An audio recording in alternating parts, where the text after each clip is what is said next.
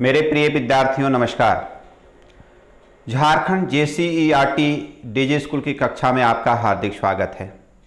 मेरे प्यारे बच्चों, आज मैं बात करना चाहूँगा बहुत ही प्रिय संबंध जो मित्रता की होती है। हम सब अपने घरों में भी आपस में संबंध से जुड़े होते हैं और वह संबंध रक्त का संबंध होता है। माता पिता, भाई बहन, दादा दादी या किसी अन्य रिश्तेदारों के साथ। लेकिन जो मित्रता का संबंध होता है यह प्रेम का, हृदय से उपजे स्नेह के कारण आपस में जब हम जुड़ते हैं तब यह संबंध बनता है। आपकी पाठ्यपुस्तक विषय हिंदी पाठ मित्रता, जिसको रामचंद्र शुक्ल ने लिखा है, को पढ़ेंगे और जान पाएंगे कि सच्ची मित्रता क्या होती है। सच्चे दोस्त में क्या गुण और खूबियाँ होनी चाहिए। क्या हम जिनको पहचानते हैं, जो हमारे साथ पढ़ते हैं, जो हमारे साथ कार्य करते हैं, सभी हमारे सच्चे मित्र हैं। इसकी परख हम कैसे कर सकते हैं, इस निबंध के माध्यम से आप जान पाएंगे। पाठ की शुरुआत हो इसके पूर्व लेखक को लेकर संक्षिप्त परिचय मैं आपसे साझा करना चाहूँगा। आचार्य रामचंद्र शुक्ल के द्वारा लिखा हुआ यह निबंध है, जिनका जन्म सन 1884 ईस्वी में उत्तर प्रदेश के बस्ती जिले में हुआ था और इनकी मृत्यु सन 1941 ईस्वी में हुई। रामचंद्र शुक्ल हिंदी साहित्य के प्रख्यात इतिहासकार, आलोचक और साहित्यिक चिंतक के रूप में विख्यात रहे हैं। श्री शुक्ल काशी हिंदी विश्वविद्यालय में हिंदी के प्राध्यापक नियुक्त हुए और इन्होंने विविध विषयों पर व्यापक लेखन का कार्य किया। हिंदी साहित्य के इतिहास को एक व्यवस्थित रूप देने का कार्य किया। तो आइए इस निबंध को पढ़ते हैं। जब कोई युवा पुरुष घर से बाहर निकलकर बाहरी संसार में अपनी स्थिति जमाता है, तब पहली कठिनता उसे मित्र चुनने में पड़ती है। यदि उसकी स्थिति बिल्कुल एकांत और निराली नहीं रहती तो उसकी जान पहचान के लोग धड़ाधड़ बढ़ते जाते हैं और थोड़े ही दिनों में कुछ लोगों से उसका हेल मेल हो जाता है। यही हेल मेल बढ़ते बढ़ते मित्रता के रूप में परिणत हो जाता है। मित्रों के चुनाव की उपयुक्तता पर उसके जीवन की सफलता निर्भर हो जाती है, क्योंकि संगति का गुप्त प्रभाव हमारे आचरण पर बड़ा भारी पड़ता है। हम लोग ऐसे समय में समाज में प्रवेश करके अपना कार्य आरंभ करते हैं जबकि हमारा चित्त कोमल, हर तरह का संस्कार ग्रहण करने योग्य रहता है। हमारे भाव अपरिमार्जित और हमारी प्रवृत्ति अपरिपक्व रहती है। हम लोग कच्ची मिट्टी की मूर्ति के समान रहते हैं, जिसे जो जिस रूप में चाहे उस रूप में ढाले, चाहे राक्षस बनाए चाहे देवता। मेरे प्यारे बच्चों, लेखक ने किशोरावस्था की मित्रता को लेकर चर्चा किया है और उन्होंने कहा कि जब हम किशोरावस्था में होते हैं और अपने अध्ययन के लिए, अपने कार्य के लिए जब हम एक दूसरे से मिलते हैं तो हमारे जान पहचान के लोगों की संख्या दिनों दिन धड़ाधड़ बढ़ते जाती है और एक दूसरे से हम हेल मेल भी हो जाते हैं। इसी हेल मेल बढ़ते बढ़ते धीरे धीरे बाद में मित्रता का रूप भी ले लेती है। लेकिन मित्रों के चुनाव के लिए आवश्यक है कि मित्रों की खूबियाँ, मित्रों के लिए जो आवश्यक गुण है, क्या उस व्यक्ति में वह गुण समाहित है। क्योंकि हम जिस उम्र में होते हैं, लेखक कहते हैं कि किशोरावस्था का जो उम्र होता है, जब हम समाज में कई लोगों से मिलते जुलते रहते हैं, उस समय हमारा जो व्यक्तित्व होता है वह अपरिपक्व होता है, हमारा चित्त कोमल होता है। कहने का भाव यह है कि हम एक मिट्टी के समान होते हैं। जैसे कुम्हार मिट्टी से बर्तन भी बनाता है, उसी मिट्टी से सुंदर मूर्तियां भी बनाता है। उसी तरह से हर एक युवावस्था में व्यक्तियों का जो स्वभाव होता है वह अपरिपक्व होता है। संगति का असर उन पर तुरंत ही पड़ता है और वह गुप्त तरीके से।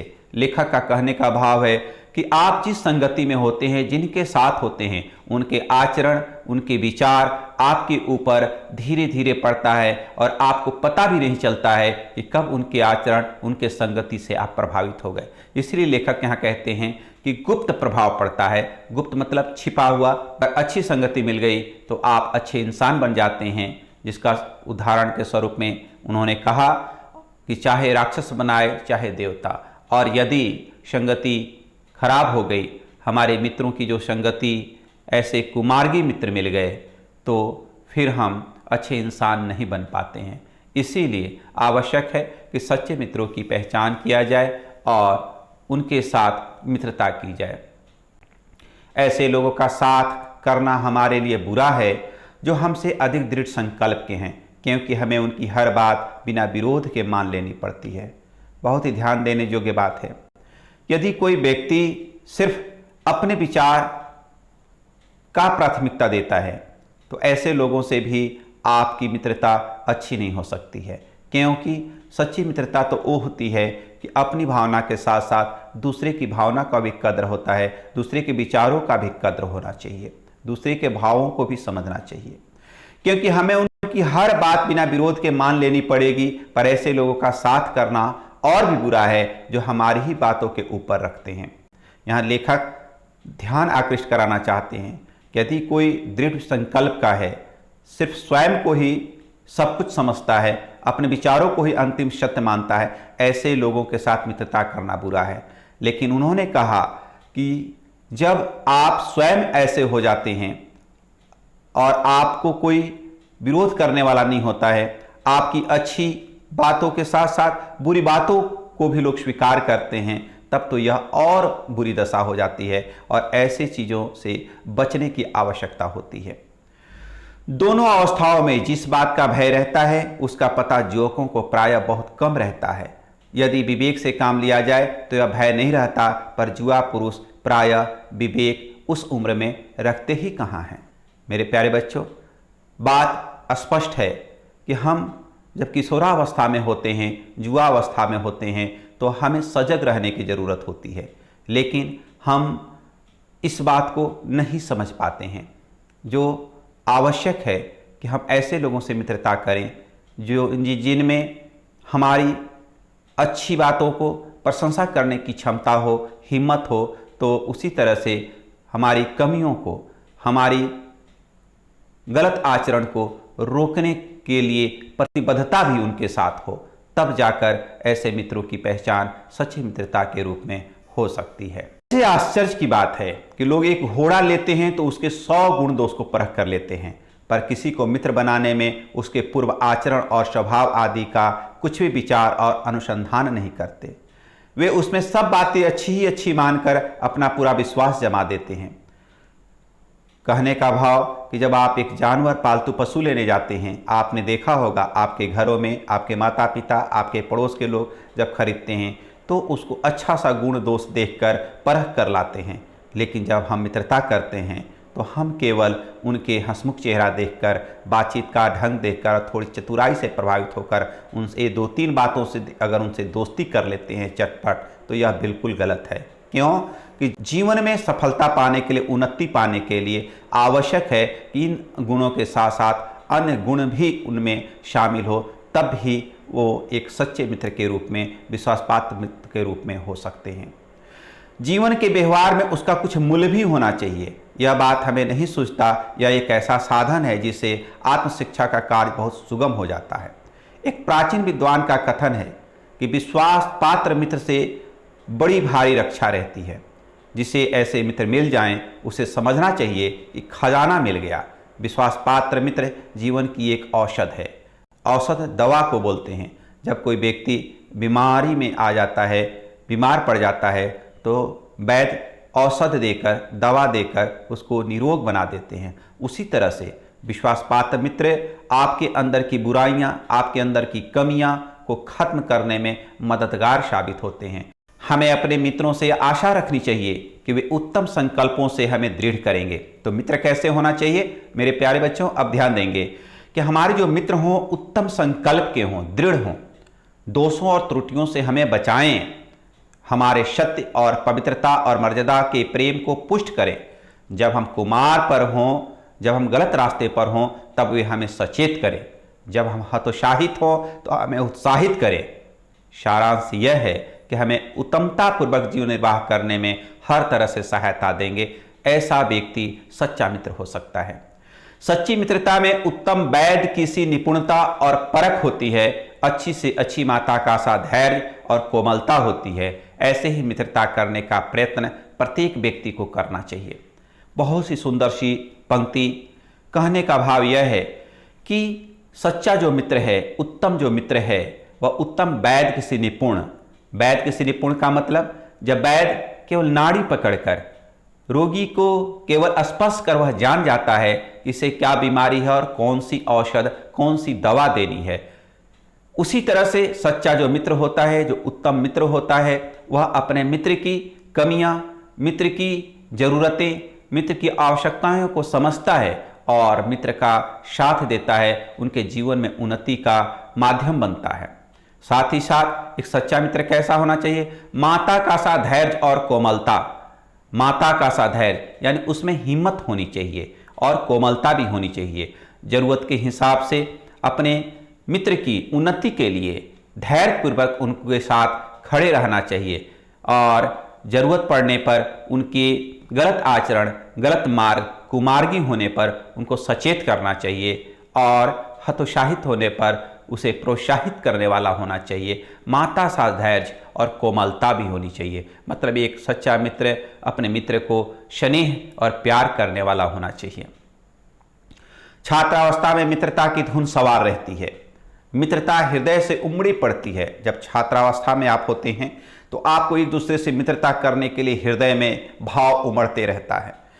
पीछे के जो भी स्नेह होते हैं, जो आप पारिवारिक रूप से जुड़े होते हैं, वो उनमें न तो उतनी उमंग दिखती है और न उतनी खिन्नता। वह सामान्य भाव में आप चलते रहते हैं।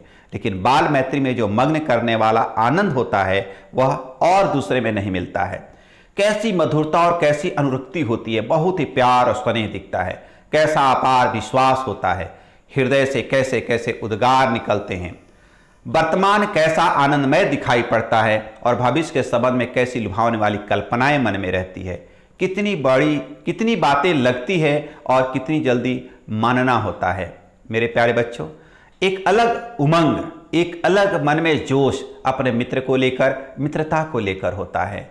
और आपस में हम कभी किसी बात से रुष्ट होते हैं, कोई बातें लग जाती है, लेकिन उतना ही जल्दी फिर हम मान भी जाते हैं। तो अपने मित्र को लेकर एक अच्छे उद्गार होते हैं। वर्तमान जो चल रहा होता है बहुत ही आनंदमय दिखाई पड़ता है। भविष्य के संबंध में लगता है कि केवल सुनहरी सुंदर सुंदर से पल ही आने वाले हैं, कहीं से कोई बाधाएं या चुनौतियां नहीं हैं। लेकिन आवश्यकता होती है कि जीवन में संघर्ष होता है, तभी आप अनुभव प्राप्त करते हैं और एक अच्छा इंसान के रूप में, अच्छा व्यक्ति के रूप में निखर पाते हैं। और यह संभव तब और आसान हो जाता है जब आपको कोई एक व्यक्ति सच्चा मित्र के रूप में प्राप्त हुआ हो। सहपाठी की मित्रता, साथ पढ़ने वाले की मित्रता, इस उक्ति में हृदय के कितने भारी उथल पुथल का भाव भरा हुआ है। यानी साथ में पढ़ने वाली मित्रता को लेकर पूछिए ही मत। मतलब परिवार के लोग, परिवार के अन्य रिश्ते नाते वह पीछे छूट जाते हैं। उनकी प्राथमिकता आप इस उम्र में नहीं देते हैं। आपके लिए मित्र बहुत कुछ होता है, इस तरह का भाव मन में आता है। किंतु जिस प्रकार युवा पुरुष की मित्रता स्कूल के बालक की मित्रता से दृढ़, शांत और गंभीर होती है, लेकिन जब बालपन में, जब बाल्यावस्था में आपकी जो मित्रता होती है, वह आपके जितने भी सहपाठी होते हैं सब आपके मित्र के रूप में लगभग नामित होते हैं। लेकिन जैसे जैसे आप युवावस्था में होते हैं, आपकी मित्रता दृढ़ होती है, एक दूसरे के साथ निर्वाह करने वाली होती है और गंभीर होती है।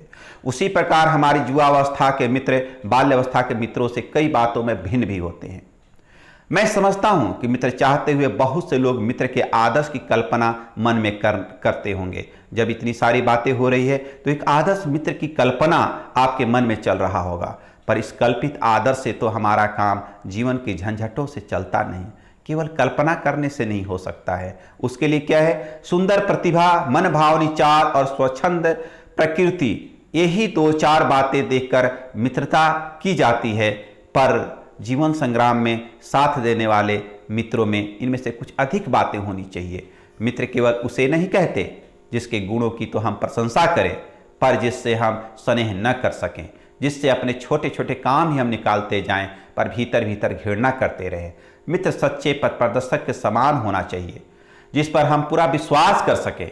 मित्र भाई के समान होना चाहिए, जिससे हम प्यार कर सकें, प्रीति पात्र बना सकें। हमारे और हमारे मित्र के बीच सच्ची सहानुभूति होनी चाहिए, ऐसी सहानुभूति जिससे एक के हानि लाभ को दूसरा स्वयं का हानि लाभ समझ सके, तब जाकर वह सच्चे मित्र के रूप में जाना जा सकता है। तो जो बात ऊपर मित्रों के संबंध में कही गई है वही जान पहचान वालों के संबंध में भी ठीक है, जो हमारे जीवन को उत्तम और आनंदमय बनाने में कुछ सहायता दे सकते हों, यद्यपि उतनी नहीं जितने गहरे मित्र दे सकते हैं। मतलब जान पहचान वाले, हमारे संबंध वाले हमें जीवन को उत्तम बनाने में, आनंद बनाने में सहायक हो सकते हैं, लेकिन उतना नहीं जितनी एक हमारे सच्चे मित्र, गहरे मित्र दे सकते हैं। मनुष्य का जीवन थोड़ा है, उसमें खोने के लिए समय नहीं।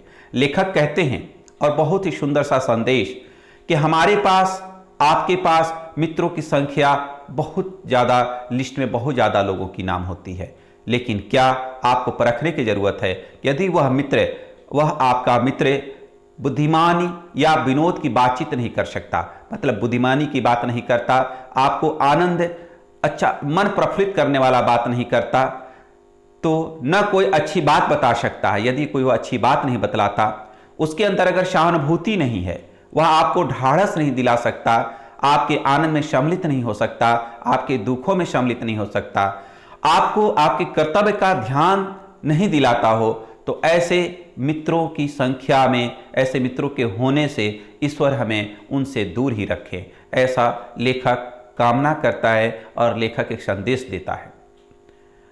आजकल जान पहचान बढ़ाना कोई बड़ी बात नहीं है मेरे प्यारे बच्चों। सोशल मीडिया का ज़माना है, आप सोशल मीडिया के माध्यम से बहुत सारे लोगों को मित्र बना लेते हैं और उनसे जुड़ जाते हैं, लेकिन क्या वे सच्चे मित्र हैं? सच्चे मित्र के जो गुण होते हैं उनमें सम्मिलित हैं? आपके सुख दुख में, आपके सत्य मार्ग में वे आपको प्रेरित करते हैं? आपके गलत संगति होने पर क्या वो रोकते हैं? और यदि ऐसा नहीं तो उन मित्रों की उपस्थिति का कोई अर्थ नहीं है। कोई भी युवा पुरुष ऐसे अनेक युवा पुरुषों को पा सकता है जो उसके साथ थिएटर देखने जाएंगे, नाच रंग में जाएंगे, सैर सपाटे में जाएंगे, भोजन का निमंत्रण स्वीकार करेंगे। यदि ऐसे जान पहचान के लोगों से कुछ हानि न होगी तो लाभ भी न होगा, पर यदि हानि होगी तो बड़ी भारी हानि होगी। आजकल ऐसे भी मित्र हैं कि आपके साथ मौज मस्ती करने के लिए, मजा लेने के लिए साथ तो होते हैं। ऐसे लोगों से, जान पहचान लोगों से कुछ हानि न होगी, कोई बात नहीं, आपका जान पहचान है, बहुत अच्छी बात है, तो लाभ भी ना होगा, लेकिन यदि हानि होगी तो बहुत बड़ी हानि होगी। कहने का मतलब केवल जान पहचान, केवल परिचित हो जाना मित्रता के लिए काफ़ी नहीं है। हमें जांचने और परखने की ज़रूरत है, तब जाकर हम उन्हें सच्चे मित्र के रूप में स्वीकार करना चाहिए।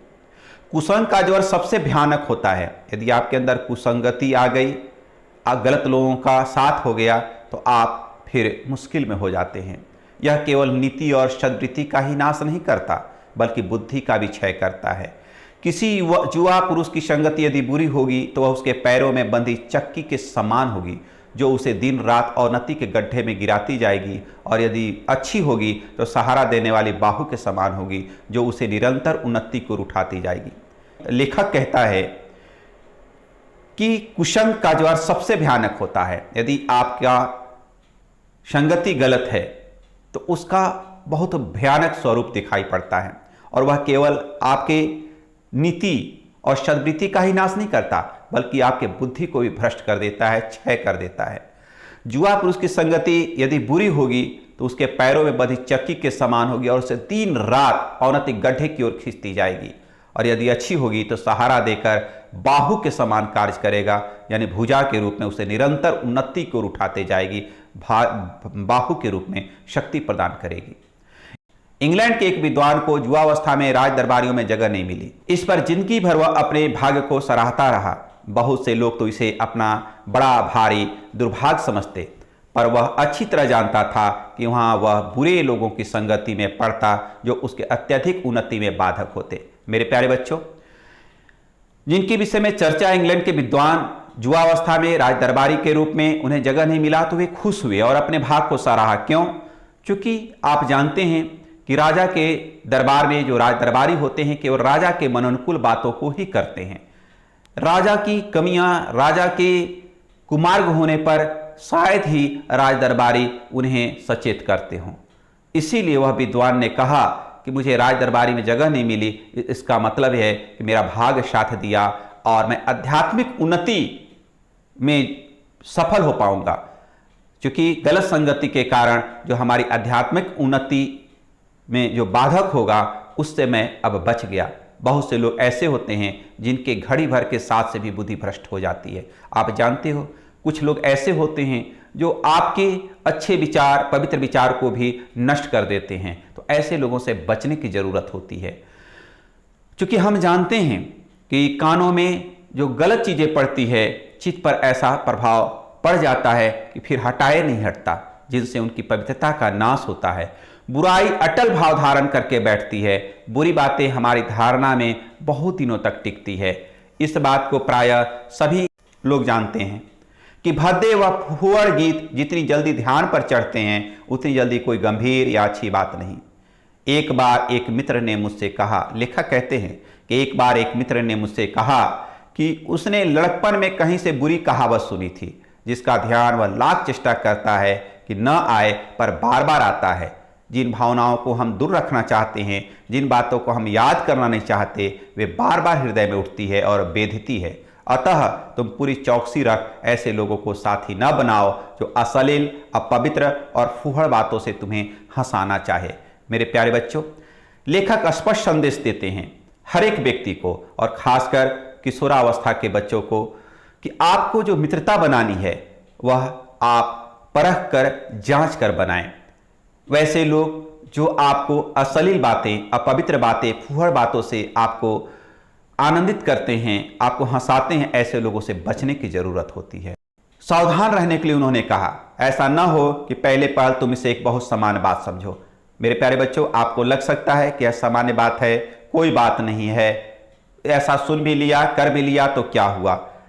इसको लेकर फिर से सचेत करते हुए एक बहुत ही प्यारा सा उदाहरण प्रस्तुत करते हैं। उन्होंने कहा कि जब एक बार मनुष्य अपना पैर कीचड़ में डाल देता है तब फिर वह नहीं देखता कि वह कहां और कैसी जगह पैर रखता है। धीरे धीरे उन बुरी बातों में अभ्यस्त होते होते पीछे तुम्हें उनसे चिढ़ न मालूम होगी, क्योंकि तुम यह सोचने लगोगे कि चिढ़ने की बात ही क्या है। तुम्हारा विवेक कुंठित हो जाएगा और तुम्हें भले बुरे की पहचान न रह जाएगी। अंत में होते होते तुम भी बुराई के भक्त बन जाओगे। अतः सावधान रहने के लिए उन्होंने कहा, ऐसा न हो कि पहले पल तुम इसे एक बहुत सामान्य बात समझो। मेरे प्यारे बच्चों, आपको लग सकता है कि यह सामान्य बात है, कोई बात नहीं है, ऐसा सुन भी लिया, कर भी लिया तो क्या हुआ। इसको लेकर फिर से सचेत करते हुए एक बहुत ही प्यारा सा उदाहरण प्रस्तुत करते हैं। उन्होंने कहा कि जब एक बार मनुष्य अपना पैर कीचड़ में डाल देता है तब फिर वह नहीं देखता कि वह कहां और कैसी जगह पैर रखता है। धीरे धीरे उन बुरी बातों में अभ्यस्त होते तुम्हारी घृणा कम हो जाएगी। पीछे तुम्हें उनसे चिढ़ न मालूम होगी, क्योंकि तुम यह सोचने लगोगे कि चिढ़ने की बात ही क्या है।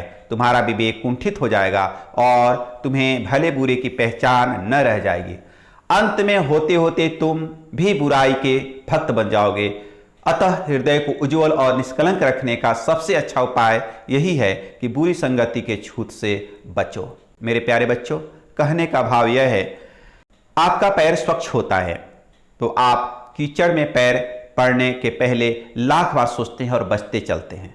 लेकिन यदि आपने एक पैर कीचड़ में डाल दिया तो दोबारा दूसरा पैर डालने में फिर हिचकते नहीं हैं और फिर वह कीचड़ में दूसरा पैर भी आपका चला जाता है। और इस तरह से आप कुसंगति में पड़कर अपने आप को शुरू के दिनों में सामान्य भाव लग सकता है, लेकिन बाद में वह आपकी आदत में शुमार हो जाएगी और आप उसको स्वीकार कर लेंगे। गलत बातों से भी आपको कोई घृणा नहीं होगा और उनकी बुरी बातें भी आपको सामान्य बात लगने लगेगी। आपका विवेक कुंठित हो जाएगा और आप भी बुराई के भक्त बन जाएंगे। अतः आपको आवश्यक है कि हृदय को उज्जवल और निष्कलंक रखने के लिए सबसे अच्छा उपाय कि बुरी संगति की छूत से, बुरी संगति से बचना है, और तब जाकर आप अपने घर के एक अच्छे बच्चे के रूप में, समाज के एक अच्छे व्यक्ति के रूप में, देश के अच्छे नागरिक के रूप में स्वयं का निर्माण कर सकते हैं।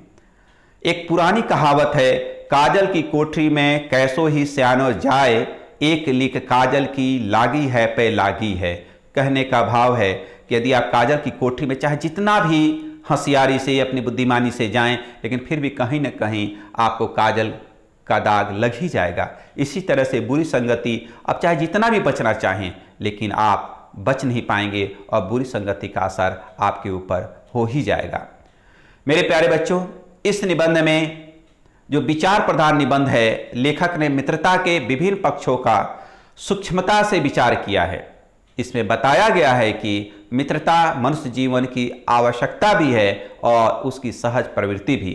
एक सच्चा मित्र हमारा अच्छा पथ प्रदर्शक, सहयोगी और हमें प्रेरणा देने वाला होता है।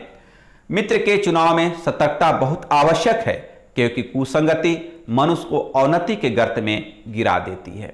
मेरे प्यारे बच्चों, इस पाठ के आधार पर आप जान गए होंगे कि एक सच्चे मित्र का क्या गुण होना चाहिए, हमें किस गुण वाले व्यक्ति को सच्चा मित्र के रूप में साथ रखना है, और कैसे एक अच्छे व्यक्ति के रूप में, अच्छे मित्र के रूप में स्वयं के आचरण को बनाना है। इस निबंध के आधार पर मित्रता का जो गुण होना चाहिए, आप अपनी भावना के साथ, अपने विचारों के साथ अपने नोटबुक में दर्ज करेंगे और अपने मित्रों के साथ साझा करेंगे।